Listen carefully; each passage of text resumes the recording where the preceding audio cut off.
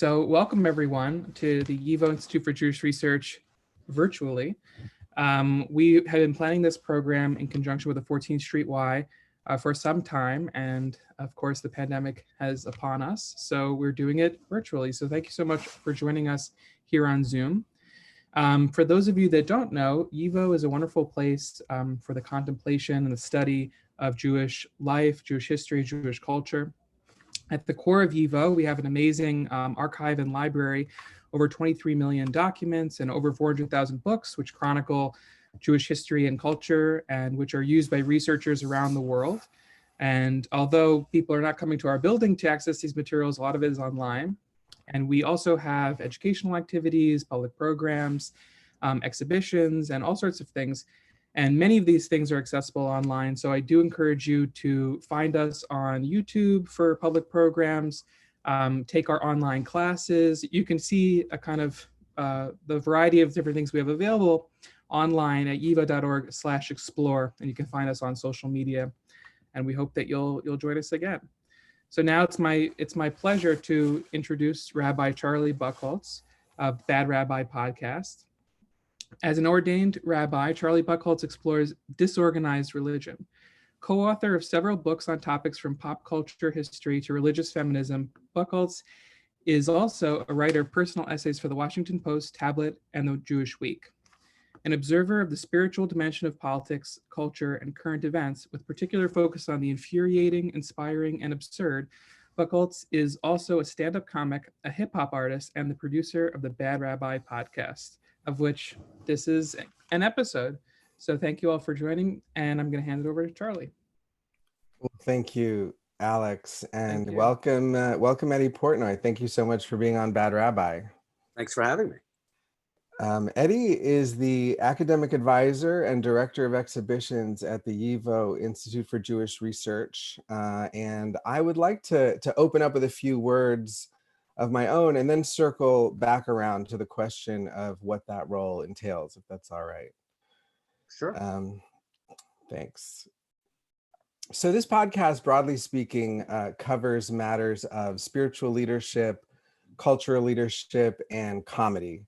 And so we've really hit the jackpot here, Eddy, with your restorative history of Yiddish daily life, Bad Rabbi, and other strange but true stories from the Yiddish press. Yiddish is good like that. It's rich like that. And that's something that I've always felt. It's deceptively capacious. It holds a lot of life. Like many Ashkenazi Jews my age, my grandparents spoke Yiddish. When they prayed in a Yiddish accent, and I always felt a special attraction and kind of a feel for it. It felt dank and a little angry and always authentic. And it revealed the side of them that was somehow both younger and more worldly, like a flash of their true personalities, or maybe a flashback to when they were actual people, and not just super old and adoring and ever worrying visitors who fought nonstop with my parents and each other, but were also super cool about buying me toy guns, no matter how much mom and dad objected. So Yiddish was not inconsequential in my decision at age 20 to cash out of the secular suburban culture I'd grown up in and cash in on Judaism's rich religious heritage, becoming Orthodox, Baal Tshuva. Eastern Europe, I knew, produced some of the greatest spiritual and religious creativity in Jewish history, all of which emerged out of minds that thought in Yiddish. I wanted in, and in the 8 years I spent in Ashkenazi Orthodox religious seminaries, yeshivas, the Hasidic Yiddish speakers I met always assumed I'd started out as one of them and left. and I was maybe like just kind of finding my way back in, because my Yiddish accent in the learning and the prayers was so on point, which to me was a point of pride. I thought the language sounded cool, and that in some abstract sense it sounded like me. But like a me-only Yiddish could somehow access or express. It beckoned me relentlessly enough, it hawked me, as a Yiddish speaker might say, that in my late 20s, I TA'd for a professor of Yiddish while studying fiction and translated some poetry and the story of Rabbi Nachman. I spent a summer at YIVO up at Columbia around the turn of the millennium. And I was late every day because the apartment I was staying at was in Brooklyn. And that was because the friend I was supposed to be apartment sitting for near YIVO decided the day before the program started to rent his apartment out instead to someone who just offered to pay. Suddenly, my best friend had made me a vagabond. I promptly cut him out of my life and threw myself on the mercy of two old high school pals who were very much in the midst of jobs and lives of their own. Incredibly, they both took me in, happily even, for the company. At the time, I was deeply observant and walked around with a yarmulke, which is Yiddish for fear of the king. The friend who kicked me to the curb was a Jew I went to shul with. Neither of the ones who took me in was Jewish. If this were an actual Yiddish story, this is the point at which I would have renounced my people and God and converted to Christianity. Who needs it? Instead, I quietly endured a daily passive-aggressive harangue about arriving on time from a Yiddish grammarian who ran rote conjugation drills out of the textbook he had authored on full-grown adults like he was drilling Hasidic children in Cheder, which, come to think of it, is also not an implausible Yiddish plotline. My friend in Brooklyn who took me in took his own life this past summer for reasons that will never make sense, that aren't even reasons. And when I think about him, the depth of the inner silence is unbearable. That summer when I was learning Yiddish and he was establishing himself as a reliable sound man and quality cinematographer for important political docs, was the last consistent extended time we had together. In retrospect, it was obviously a gift. I'm still friends with the Jew later ordained as a rabbi who kicked me out of his apartment, even though we didn't speak for a good few years. But he's long since apologized and I've long since forgiven him. And in the meantime, we've argued and fought and saved each other's lives more than once. And I've done, I'm certain, plenty of things he'd be justified in holding against me. Now, this is the time that we would have a musical interlude in the podcast to just make a little break. This is something you should have had Alex do. That would have been... I didn't want to complicate. I didn't want to. No, I'm kidding. I'm kidding. But I will say this by way of transition, Eddy. When I first heard about your book coming out, I was, of course, furious because. And this is on the subject of Bad Rabbi versus Bad Rabbi, because I had just earlier that year started a Tumblr blog called The Bad Rabbi. And while the circulation hovered around like maybe 10 to 15 people, and I had no illusions that you knew anything about it, I was still obviously totally offended and thought it was a huge chutzpah on your part. Right, of course. How do you respond? Well, you know, of course I did it on purpose. I had a feeling, even though it made no sense. How could I resist? Right. No, obviously I didn't know of you. I didn't know of your, your blog. I use the name of the book, Bad Rabbi, is taken from an eponymous chapter about a rabbi who's a bigamist. He marries a woman for a cash reward, and the whole thing comes tumbling down in like a house of cards. It's a crazy story. So he's my bad rabbi. And I also, the title also came from a couple of other places. One, it came from the movie Bad Lieutenant, which I just thought, in light of that movie, the idea of a bad rabbi similar to Bad Lieutenant was insane. So that worked. And then in Woody Allen's movie, Everything You Want to Know About Sex, there's a scene, or there's a skit of sort of an old time game show from the 1950s it's supposed to be like a What's My Line kind of show, but in the movie it's called What's My Perversion. And the skit is they bring in this this rabbi and this sort of celebrity panel has to guess his perversion. Amazing. And his perversion is to be whipped by a Gentile dominatrix while his wife eats pork at his feet.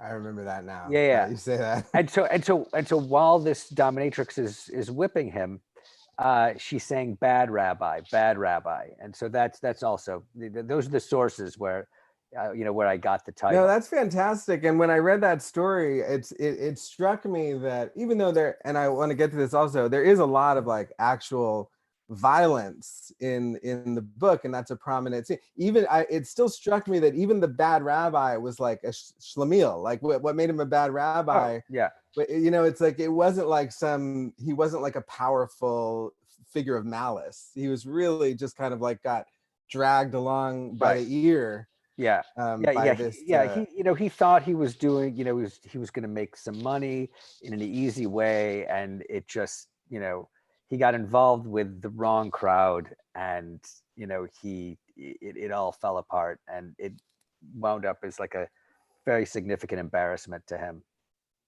So interesting. So I want to get into the book, but just to set it up a little bit, I was wondering if you could just kind of describe like what your role at YIVO entails. Oh, sure. Was the book part of that, or is that like they're separate pursuits, or what is your role at YIVO involved? So this book started long before I worked at YIVO. I've worked at YIVO since 2013, but I started then part-time. I actually started 1 day a week working as what's called the academic advisor, which is a role that I still fulfill there. And that basically entails handling the fellowship program. YIVO gives out 8 fellowships per year to professors and graduate students, and I'm basically the administrator of that. While I was working at YIVO, it turned out that the people who then worked in programming and in education were constantly consulting with me, because prior to that, I taught Jewish history at Rutgers for, I think, 8 or 9 years. And so I basically was on an academic track, but I was offered this position part-time at YIVO. I was actually teaching at Rutgers at the time. And so I was teaching at Rutgers sometimes, depending on the semester, 2 or 3 days a week. And so when I was approached by YIVO and they asked me to work 1 day a week, I was like, sure, that's not a problem. But eventually YIVO hired me for more days per week. And because I became this kind of de facto consultant, and I wound up doing an exhibit for them that was called Yiddish Fight Club. And it turned out to be, I really did it because I wanted to do it, because I thought it was a cool thing to do. It was an exhibit of professional wrestlers and boxers, all Jewish, from before World War II, combined with material from YIVO's very first publication, which was a linguistics anthology called Philologische Schriften, that was published in 1926, that contained a lexicon of fighting terms in Yiddish. Basically, some of YIVO's linguists sent out young linguistic students into the streets of Warsaw and Vilna and said, collect the fighting slang of Yiddish-speaking street gangs. And so I combined these two things, these images and biographies of the wrestlers and boxers, with this, fighting slang, and I created this exhibit. It wound up getting, written up in the New York Times and, bought by other organizations. And so YIVO said, maybe you should work for us full time and do exhibits. Nice. So this job was created where I do, both exhibits. I have this sort of academic side and this exhibit side. And I have to say, it's probably one of the most fun jobs I've ever had. It sounds really fun. It sounds very related to the book, but you were saying you were working on the book in your academic capacity before that, and so that's how you came across this material in the first place, I guess. Right. Basically, what happened, I first started coming across this material when I was in grad school. And this is sort of like in the early 2000s. And my dissertation was on cartoons of the Yiddish press. And so I would have to read Yiddish newspapers to, get to these cartoons. In addition to that, I worked for the English Language Forward newspaper, and I wrote a weekly column. Well, it would have to be weekly since the Forward was weekly. I had a column where that was called Forward Looking Back, and it was basically synopses of little articles in the newspapers 175 and 50 years previous, from the Yiddish papers translated to English. And between my graduate research and this work for the Forward, I began to find all of these incredible articles about Jews I had never heard of. Jews doing things I had never, heard of or imagined them doing. I was in grad school at the time, so I, was in the midst of, reading thousands of pages, Jewish history, What was your focus at that point? So my focus was really Yiddish popular culture. Okay. But like I said, my dissertation was on cartoons of the Yiddish press. So it was really cartoons. That was basically it. And I actually found some of the stories in my book because of cartoons. Like, for instance, I would be looking through the papers and I would find cartoons that I really didn't understand. And so I would have to start reading the daily papers in order to figure out that these cartoons referred to some kind of local scandal that, no historian had ever bothered with. And, these little local scandals sometimes have legs and they're really compelling, and they riveted, local populations and were really important for, very brief periods. But then they just get forgotten. And because they're not major events, historians ignore them. But they reflect, something about Yiddish culture and the Jews that lived in these places and what their sort of reading interests were, because they were so popular. I mean, you had cases where, some of these stories, in fact, the Bad Rabbi story, not only did you have cartoons about, many cartoons that were written up in the press or drawn in the press about this story, but you also had cabaret theater produced about it. And that's just something that goes missing in history. Like, no, historians can't cover everything. They have to make choices as to what they're going to write about and research. And, these things all seem superfluous. But, when you have a kind of critical mass of them, it becomes a phenomenon. I mean, was this for you? Was it like, was there a moment of like epiphany, or was there a kind of dawning? Like, it sounds like your own concept of like what Jewish history looked like was really significantly expanded and kind of reshaped. Is that accurate? Yeah, in a way. I mean, the one time that I really, I wouldn't call it an epiphany, but the one time I really, made a conscious decision to focus more on this material. There were actually two episodes of this, but one of them was when I was looking for cartoons in the Warsaw Yiddish Press. I think I was looking in the year 1929, and in Yiddish newspapers in Warsaw, cartoons only appear in the Friday edition, which is like the big Sunday edition here. In Israel, it's also the Friday edition. It's like for Shabbos reading. And so, the funny page was in the Friday edition.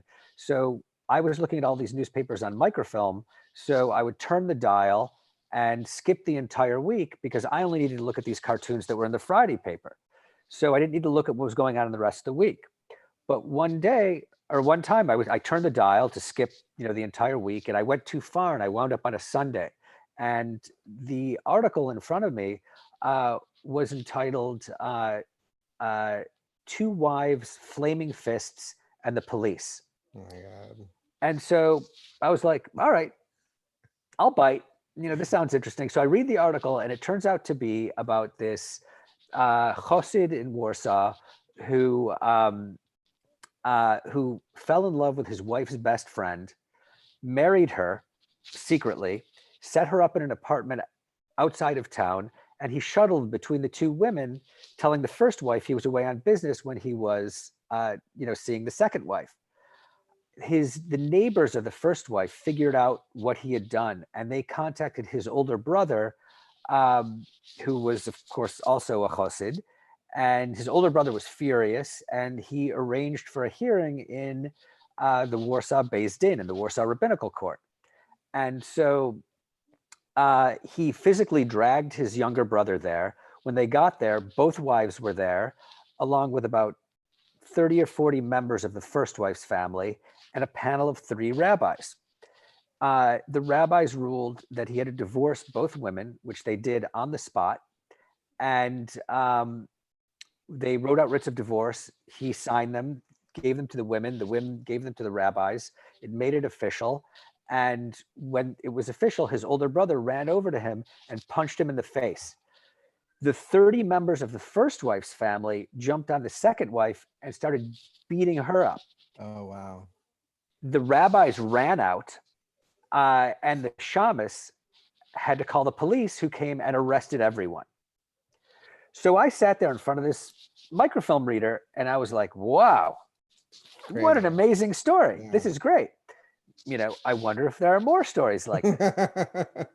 So from that time on, instead of skipping from Friday to Friday, when I was scrolling through the microfilm, I sort of went through slowly, scanning for headlines, looking for compelling stories.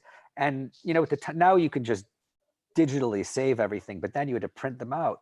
So I would just, find a story I thought sounded interesting. I would hit the print button and, print out a page. And it's crazy. I have like boxes of thousands of pages of these stories. Like I could write like 10 books like this. Oh my God. It's bananas. It's people said when it came out, they're like, oh, you should write Worser, Rabbi. It's but it's the story, these stories are amazing. And also what's amazing to me, as an academic, was that this material is so untouched. You have these phenomena of shund, or like trashy theater, that only now is becoming sort of a major theme in for scholars. Or like trashy literature. There's all this trashy literature in Yiddish. It's called shund literatur. Only in recent years has it become popular to look at that. Before, it was sort of, everyone looked askance on it, saying it's bad literature, it's terrible. Sholem Aleichem himself and all of the sort of great Yiddish writers hated it, because they understood that the Yiddish readers needed to be educated. They wanted them to read quality literature. And shund literature is not only bad literature, it's poorly written, it's about sort of trashy subjects, but it was so much more popular. So a lot of people think of Sholem Aleichem as possibly the most popular Yiddish writer of the late 19th century. The reality is that a man who used the pen name Shomer, whose real last name was Shaikovich, he was the most popular Yiddish writer of the late 19th century, and outsold Sholem Aleichem by probably hundreds of thousands of books. So there's really a story to be told about Jewish historians and literary historians, and how they perceive themselves, and how they want their literature and their histories to be perceived by a contemporary reading public. It's pretty fascinating in light, especially of the origins, and I'll segue to kind of just setting up a little bit the cultural background of the Yiddish press, and asking you a little about that. But it's just striking, like, just as you're talking, I'm thinking, because as we'll discuss in a sec, like the Yiddish press came out of nowhere, right? Like, I mean, in the sense that, as you describe, that it was like, before the Yiddish press, there was really no public voice for Jews in Eastern Europe. Right, because it wasn't permitted. Because that's what I wanted to, and let me just say for the listening audience. So the heyday, just to get the basic dates, you say the heyday of the Yiddish press was between the 1880s and the early 1930s. You could basically say 1880s to 1930s is sort of, that's the bulk of it. So, and starting in Eastern Europe, there's an interesting back and forth between Eastern Europe and New York and the United States that you get into. But starting in Eastern Europe, I just to, if you could just set up that background, like, because it was largely by design. I mean, we think of our Eastern European Jewish ancestors as being very literate because I guess they had this religious tradition that made them, learn how to read Lashon HaKodesh and stuff like that. But like, it really was kind of lost on me that they had no communal public expression. And then on top of it, that was largely by design. Could you just like set that up a little bit and what that, like what Right. the moment before the explosion of the Yiddish Press was? Right. So basically, I mean, that's the thing about the Yiddish Press is it doesn't really explode. It's sort of like a slow burn to like a really before it becomes a really significant form of media. But basically, in the 19th century, early mid 19th century, where you have the Pale of Settlement, you have a population of about between 4 and 5 million Jews. It's the largest Jewish community in the world. The vast majority of them are Yiddish speaking. And, in fact, even later, it's later, but the 1897 Russian census has almost 98% of Jews saying that their mother tongue is Yiddish. So, everybody, 19th century, Eastern Europe, everybody most Jews speak Yiddish. You would kind of think that there would be this, huge and growing newspaper industry. Like the 19th century was the century where, at least in Western Europe, the newspaper becomes this really significant form of media. And you do have some newspapers in Eastern Europe, but because the Russian Empire, controls, because it's an authoritarian regime, they control everything. It was Russian newspapers that were permitted. Some minority languages were permitted, but Yiddish never was. And it finally takes people involved with the Haskalah, the Jewish Enlightenment movement in the mid 19th century, to say, hey, we need newspapers, because this is how everyone gets information. This is how people learn about new things. And so they first come up with this idea, well, if we're going to educate Jews, if we're going to help them learn about new things with this form of mass media, we'll publish these newspapers in Hebrew. So the first Jewish newspapers in Eastern Europe were Hebrew newspapers. But the reality was that, like you said, Jews could daven in Hebrew, they could pray in Hebrew, but they couldn't read it. They couldn't read, news stories, or, they couldn't, read novels or history. Like that was, for someone who was highly educated. And that was a really tiny portion of the Jewish population. So, this man who published a Hebrew newspaper in Odessa called Hamelitz, which started coming out in 1860,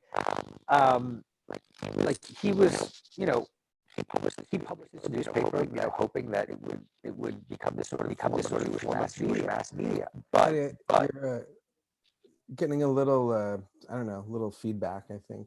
Or sorry, I don't hear anything. Alex, do you hear that? I'm sorry to interrupt. I just Yeah, I do hear it also. Want to make sure the listeners are hearing okay.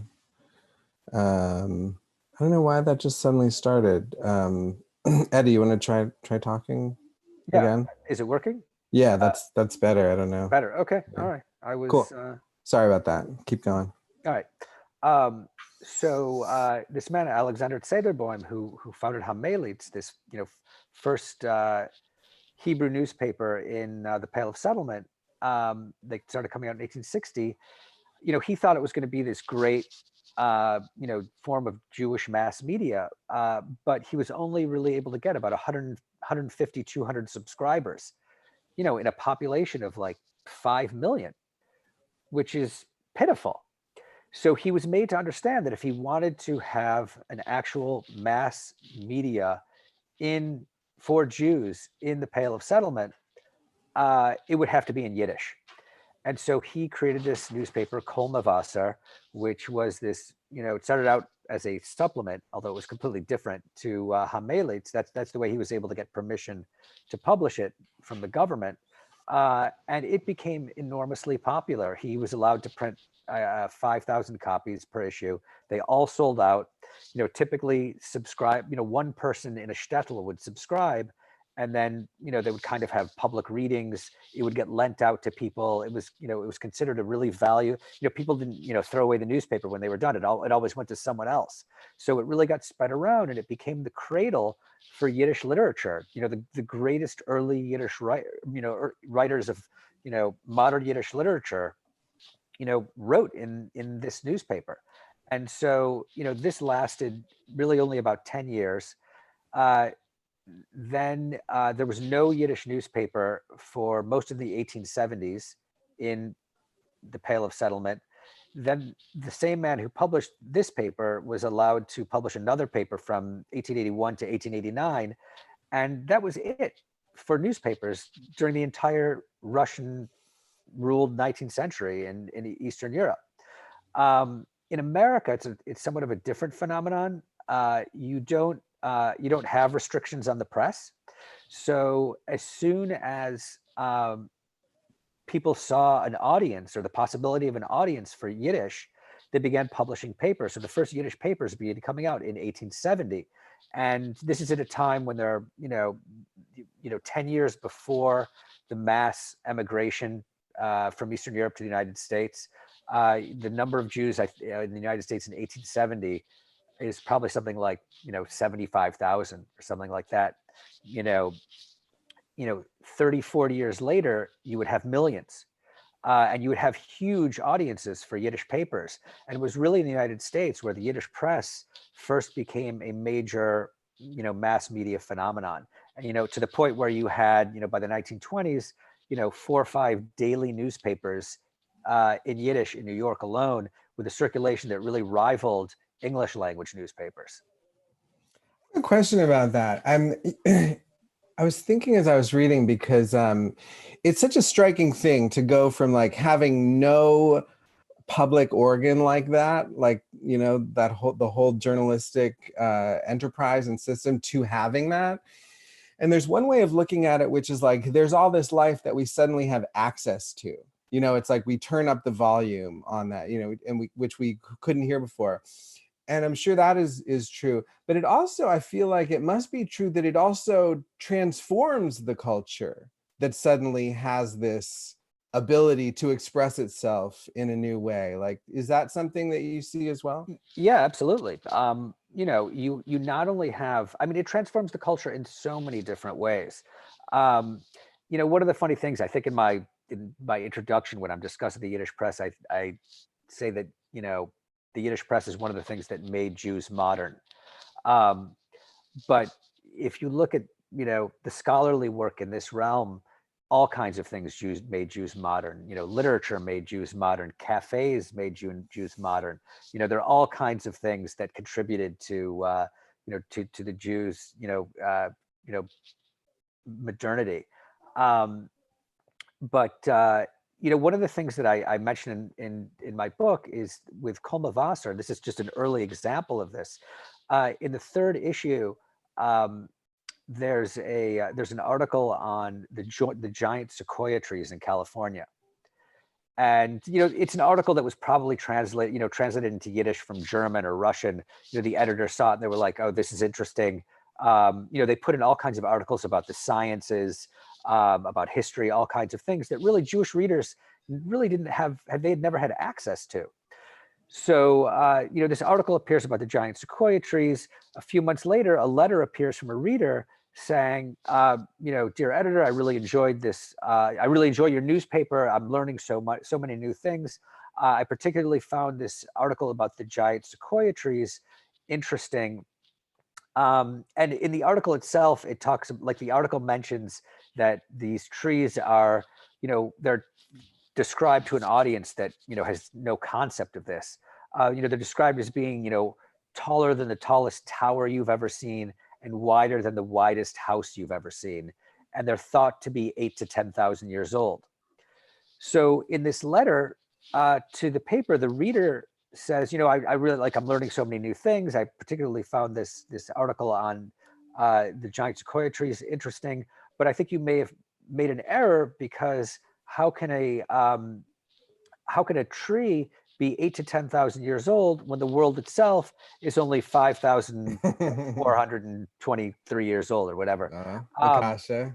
Right. And so, but like, this is a great example of how the shtetl Jew has a worldview that, genuinely believes, the world is only 5,000 years old, and how the newspaper completely explodes this worldview. And it became, the newspaper becomes like the Yiddish university. There were no Yiddish universities. So, for common Jews who either wanted to be entertained or edified, the newspaper was, it was not only their only option, but it was the thing that everybody read.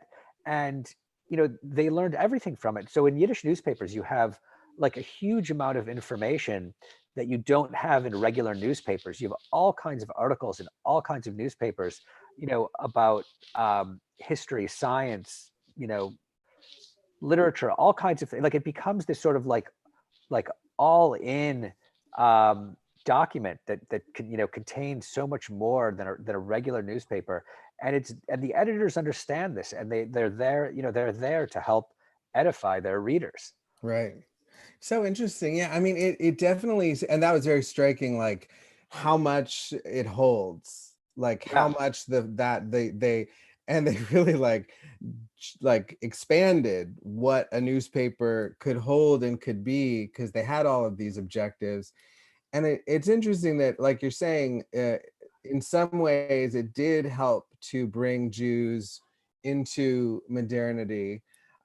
There's something though in that process that seems like complicated as well, because and I had this feeling often when I was reading the book that like Yiddish has this like kind of like, I don't know, this like creative but chaotic power to it, which seems kind of like, very Jewish in a certain way. I mean, there's this dynamic where, like, for the people who started it, they were trying to civilize the Jews. And you talk about this in your introduction about how in some ways, like, Yiddish was kind of associated with that thing that is irreducibly Jewish, that the kind of untamable Jewish thing that can't be civilized. And that's what they were going for. And that's like you were saying, like they started in Hebrew because they felt like you can't even do it in Yiddish. That's the whole point. Right. But then they were like, well, we'll try to get in Yiddish. And it's a kind of condescending, kind of paternalistic,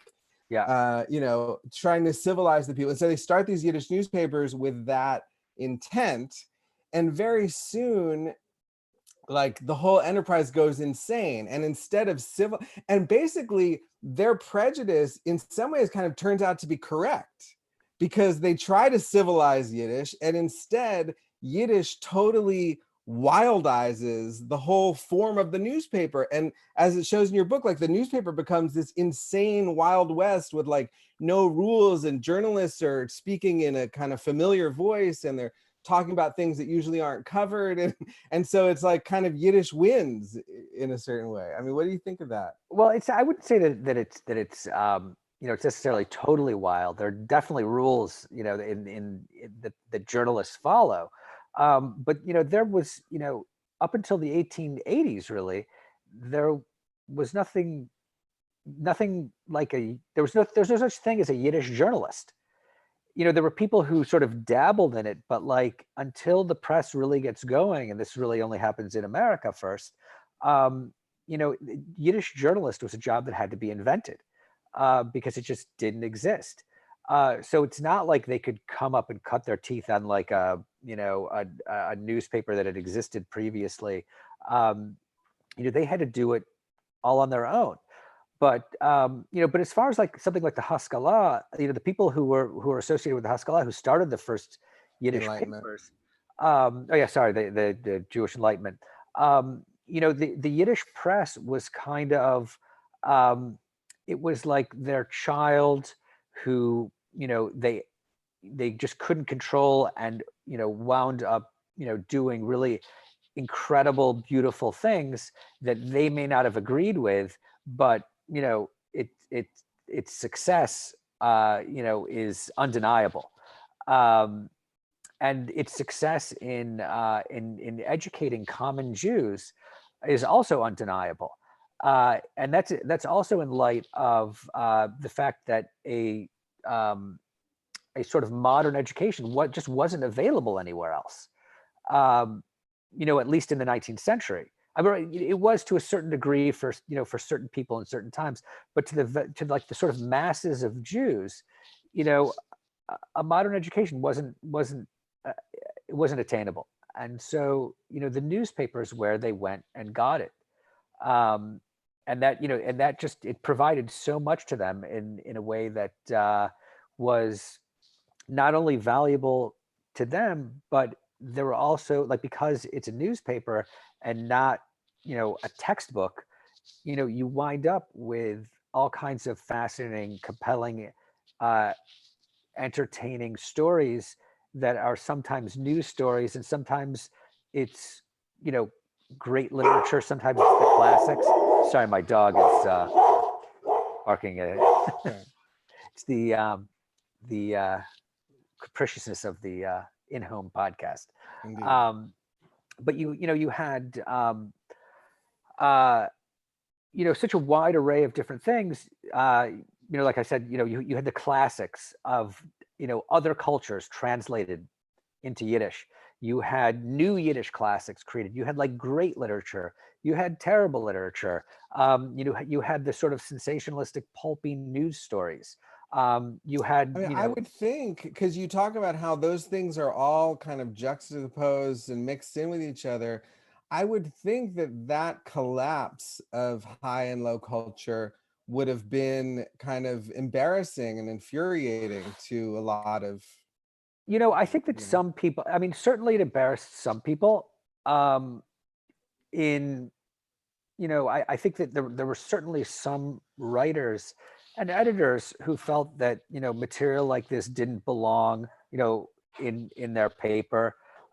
Invariably, those are people who went and started other papers, but or also they started more than their paper, but just that it reflected bad. That was just bad for the Jews. Well, no, see, right? that's Or the thing. Reflected badly, right? So Jewish drug addicts and hookers and murderers and all that, like, right. So the reality is that if it's in Yiddish, it doesn't reflect badly on the Jews because only Jews can read it. And that's one of the really special things about the Yiddish press, is that it's like a private conversation. You can really say anything. There are some instances where that will change. But one of the interesting things is in one of the early chapters, I think it's the second chapter of my book, which is about this Jewish murderer in New York named Pesach Rubenstein. It's a murder trial that takes place in 1876, and he's the first Jewish murderer in America, and it's the biggest interface between Jews and American media in the history of the country up until that point. But what happens is the English language Jewish newspapers barely write anything about this case. They are humiliated. They are so embarrassed. They don't want any news of this leaking out. So they write as little as possible on it. The Yiddish papers that existed at that time, and there were very few because it was a very early period, but they're writing whatever they want on it because, only Jews could read it. So there's nothing to be embarrassed about. It's not a problem. interesting. There are other situations where if there's some sort of scandal in the Jewish community that the Yiddish press is writing about assiduously, and there are some cases like this that occur in Poland, and also in the United States. But you'll sometimes find situations where there'll be some big scandal that the Yiddish press is going wild about, printing, spilling tons of ink about, and it'll get to a point where they'll say, you'll actually see it in the papers themselves. The Polish press is writing about this. We better tone it down. And so sometimes you'll get to a situation like that, but for the most part, like all of this stuff is like I said, it's a private conversation among Jews, and they write about whatever they want.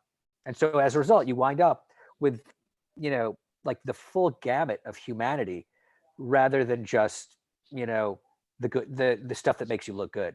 Yeah, that's so interesting. So I want to leave time for questions. So I have a few more questions of my own, but I'll just limit it to one. Okay. And then we'll see if we have time, I'll ask the other ones. But after letting people chime in. But I thought it was interesting. You go out of your way to debunk the kind of folk Jewish notion that Yiddish is inherently funny. I just thought that was interesting. You know, like it's a very common idea. It's like very, you know, it's like, I mean, anyway, it's a very common idea. And I was curious to get your take on like what you think people are trying to get at when they say that. And if there's any underlying truth that's just kind of off base, or if it's really like a kind of internalized anti-Semitism, or just kind of just really like a folk way, or what do you think of it? Like, so I think that the people who, you know, who will say, oh, Yiddish is so funny, generally are not Yiddish speakers. They're, you know, looking at Yiddish, you know, from the outside. Sometimes it's kind of like an inside outside thing where, you know, their grandparents or parents spoke Yiddish and they themselves don't really speak Yiddish, or they speak a little. And so they're familiar with, like, you know, the fun stuff. They're familiar with the jokes. They're familiar with the sayings. You know, so as a result, they wind up thinking it's, you know, the whole thing is funny. But and you also have the phenomenon where Yinglish is funny. So Yinglish, or, you know, Yiddish words that get used in English, that's not Yiddish. That's its own thing. That's Yinglish. So typically that is funny. You know, when someone throws a Yiddish word into, you know, into an English sentence, it's typically for comic effect. So, you know, oftentimes that works. And that, so as a result, what happens is people just end up thinking that Yiddish is funny. I mean, I could point you to like a million texts in Yiddish that are, you know, the diametric opposite of funny. You know, read the, I don't know, the Communist Manifesto in Yiddish. It's not that funny. You know, I mean, you could, you know, someone, an actor could make it funny, but that would be an act. But like, you know, Yiddish is a language with, you know, the widest ranges of emotion. And, you know, how could a language just be funny? It's impossible. You know, it runs the gamut. It's like any other language. Jews, because of their social, political positions, in a lot of cases, may have been funnier than other people. That's an issue that's debatable. You have a lot of funny Jews. The fact that a lot of those funny Jews came out of Yiddish speaking families is, you know, that's part of the equation. But you know, the language itself is just like anything else. You could be funny or not funny. You know, I've known lots of Yiddish speakers who were the farthest thing from funny. I've, you know, heard lectures in Yiddish that were, you know, completely dreary. Yeah, it's true. I hear you. There is some sensibility, you know, because what I was thinking was, when I read that, I was like, okay, so it's not that, it's just Jews. Jews are funny, but like Jews in English are often funnier if they have more of a Yiddish sensibility, and there is some kind of comic sensibility that has just been like stamped on all of us, and like, what is I understand it's not maybe intrinsic to the language itself, but feels like it's not totally separable from it either. Right. It's really, it's more part of the culture, but it's the culture that language exactly came out of. Right. So there's definitely a connection. Also, you know, I would say that, you know, to a certain degree, certain accents sound funny, you know, in English. So like, if you, like, you know, look at Chico Marx, doing the Italian accent. That's funny.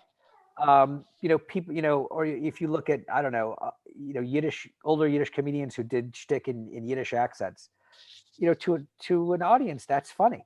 And Yiddish speaking audience, or Jewish audiences in particular, really cottoned to Yiddish accented shtick, in part because it allowed them to say, that's not me. I don't have that accent, so I can laugh at it. It's, I'm not part of that immigrant generation. This is a way that this is a tool that's separating, me from that world. I'm something else. So it's something they can sort of look back at and laugh. Right. I hear you. I would counter a little bit that and it gets away from the but even I don't know what you think about Seinfeld, to me, Seinfeld is in some ways it's the power of the Yiddish sensibility, it really is universal. That sensibility, to me anyway, it's such a Yiddish sensibility, and even in the lilt of the way all of them talk, and then the kind of anxiety dream plot lines that come out of Larry David's head. I mean, I don't know, right. Well, Larry David is very, very Jewy. And when you have a Seinfeld, which I think that the vast majority of Jews perceive as a Jewish show, has very little actual Jewish content. Whereas, for instance, Curb Your Enthusiasm has a ton of Jewish content. Overt Jewish content. Yeah. In Seinfeld itself, I think that, most Jews are just all of these characters are Jewish. They all live in New York. They tried to make George Italian, but, there's nothing Italian about George or his family. I mean, he's so obviously Jewish. And so I think that Jews, pick up on that, and it's very obvious. But, I think that if you were to ask, and obviously you say it's universal. If you ask, a Seinfeld fan in Iowa, if this is a Jewish show, they might be baffled by the question. Yeah. But you have to ask that question. Yeah. Yeah. Cool. Okay. All right. If we have time, I want to read a couple of these from the Crime Blotter, a couple of these snippets from the Yiddish Crime Blotters, to me, read literally just little stand-up bits, that I could just easily adapt to a stand-up set. Get into that if there's time. Are there questions from our listening audience for Eddy? I think you have to hit the. I'm looking in the Q&A. Or David Dubin has written a very long.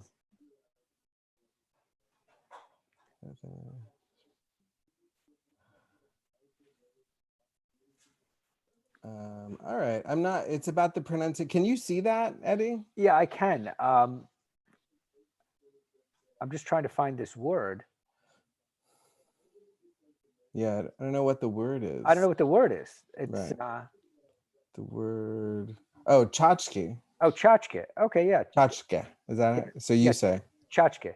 A tchotchke is like a little doohickey or a doodad. In Yiddish, it's pronounced in different ways in different places. Actually, I would suggest that this person should write me at YIVO. Portnoy at yivo.cgh.org and ask me this question, because it's not really relevant to the topic. Why don't you just say, what is the origin of the word tchotchke? Oh, tchotchke it's a Slavic origin. It's from Russian and Polish. Cool. We have a question from Sherry, and thank you, David, for that question. From Sherry, do you see any significant differences between the European Yiddish press and the American Yiddish press of the early 1900s? Yes, absolutely. Because in the American Yiddish press of the early 1900s is on its way to becoming a very significant phenomenon. By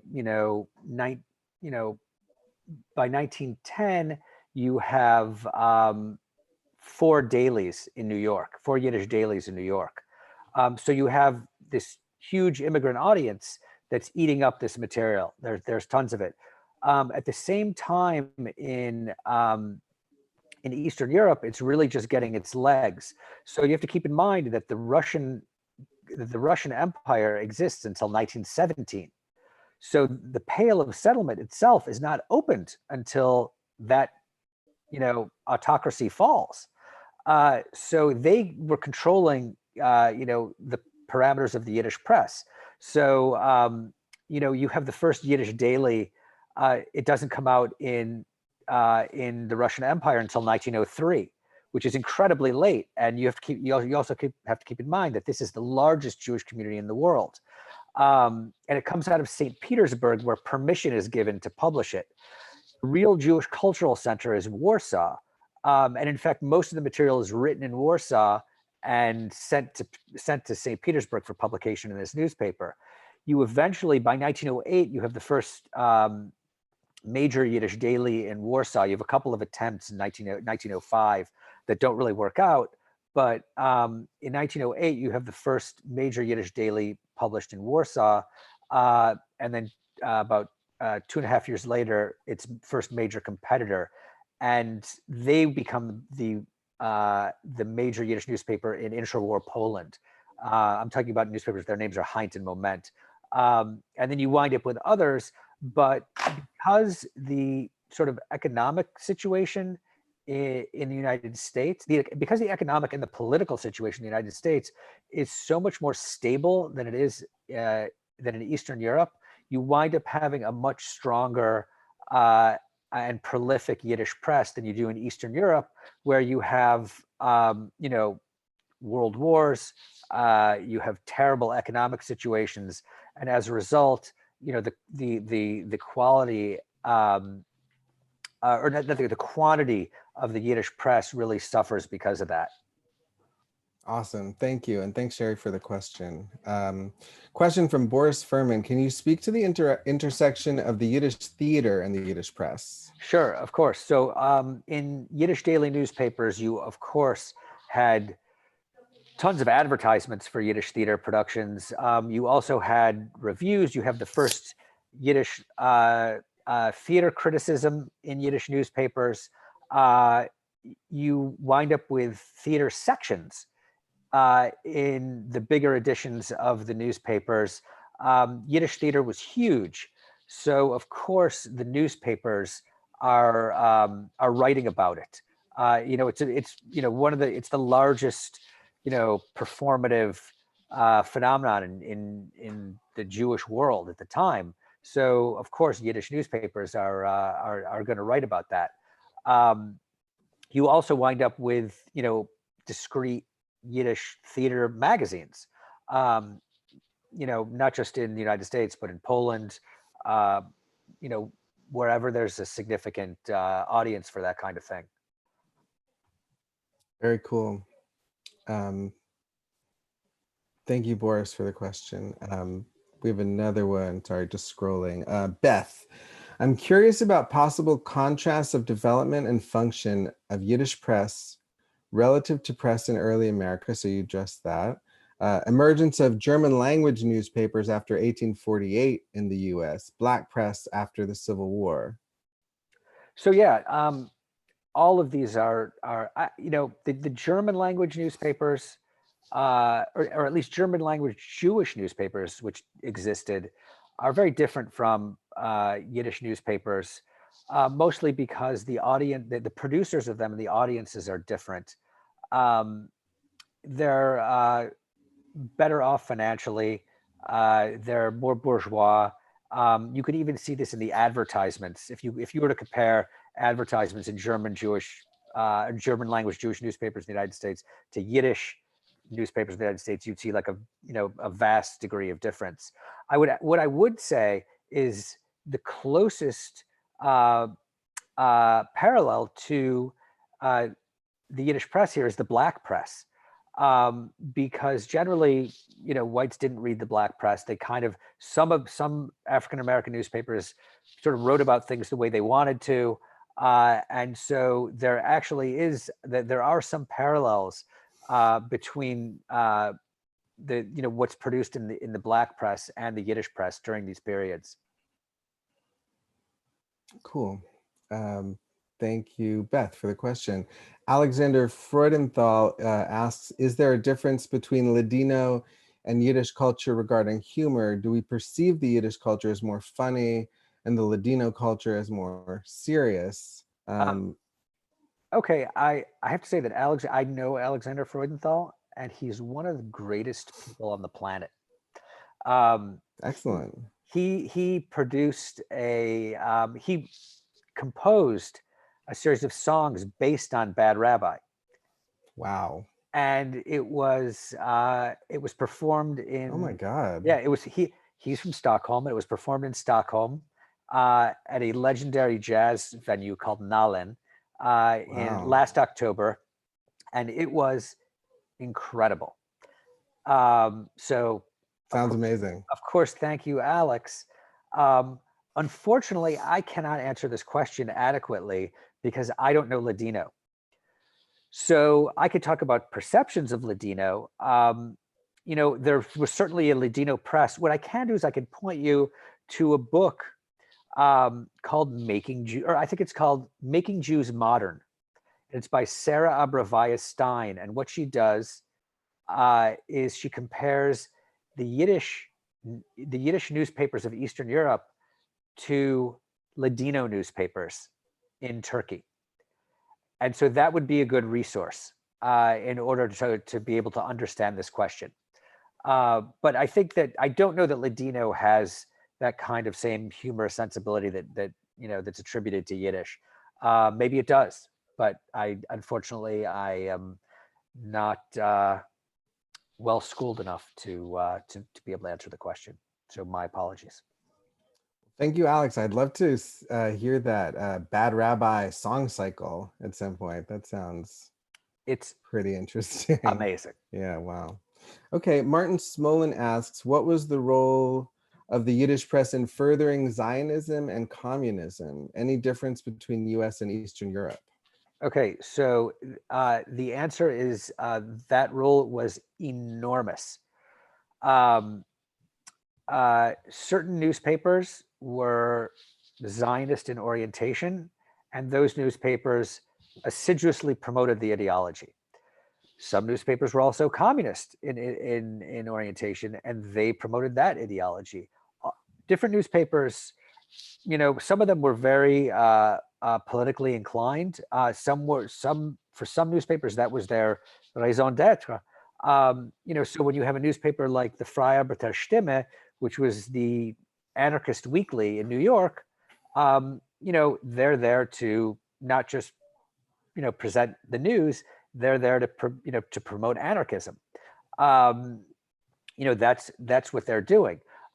So yes, absolutely. The political ideologies were absolutely essential in promoting political ideologies in both the United States and elsewhere.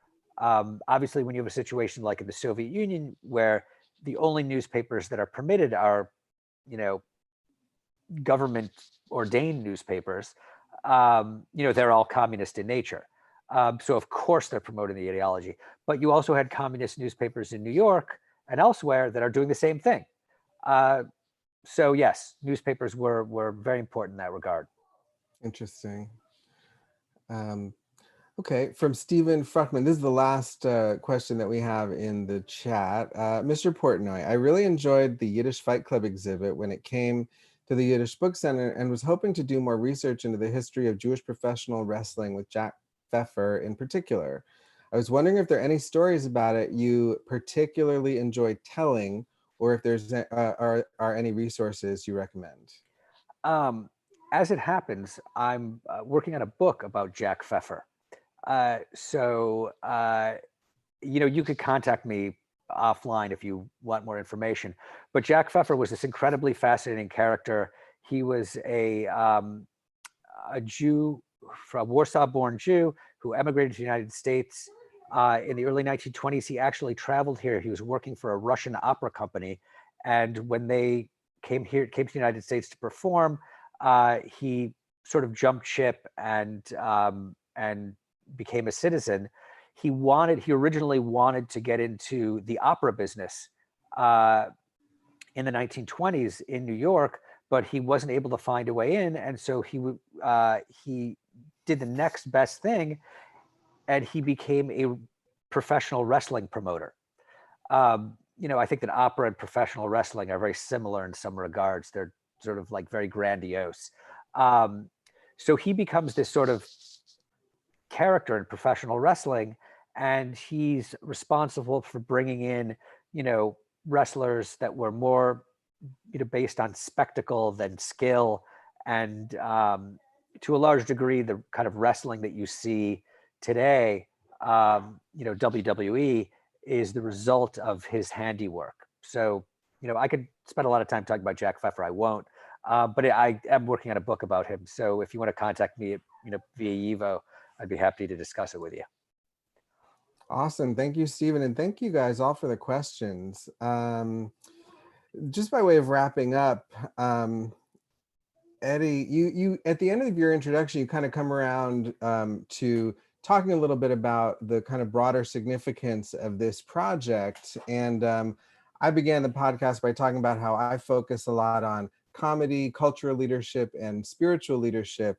I think the comedy and cultural leadership are pretty clear at this point. The spiritual leadership, I think, is very significant as well. I want to read just a paragraph from the book that's towards the end of the introduction, and just and say a little bit about it, and then hand it over to you to say a final word. You say, family lore conveniently forgets that Zaidi the antiques dealer was actually Zaidi the beggar, or that Bubby the saintly seamstress was also Bubby the hooker, who turned tricks during the slack season to make ends meet. These elisions are the lies we tell ourselves to elevate our pedigrees and make ourselves look palatable in the mirror of history. But along the way, if we decide to ignore the sometimes ugly realities of our past, we lose some of the pieces of the story that make us human, and we do a disservice to the historical record. And I think that's like so, when I think about spiritual leadership, it's a kind of portentous term, but in its fundamental way, I think about like creating space for people to kind of realize themselves, and taking away a lot of extraneous cultural barriers that try to hem people in to like very narrow versions of what they're allowed to become. And so I think that, you note that like our past is kind of like sepia toned often, and it's saccharine coated often. And, there's something fun and a bit sensationalistic about these stories, but on the whole, I think they really do open up a broader sense of like what it means, what it can mean legitimately to be a Jew in this like always shifting cultural world that we find ourselves in. So that's something that I really, on a deep level, really appreciate about it. Great, thank you. That's so nice. That's so kind. One thing I'll say about that is I've had, over the past couple of years, I've given a lot of, I've traveled around a lot, giving a lot of lectures on the book, and when I have interactions with the audience, invariably, there's someone who, at the end who says, these, you shouldn't have written this book. These stories are embarrassing. It's bad for the Jews. But on the other side of that, there's always someone who says, this is really incredible. My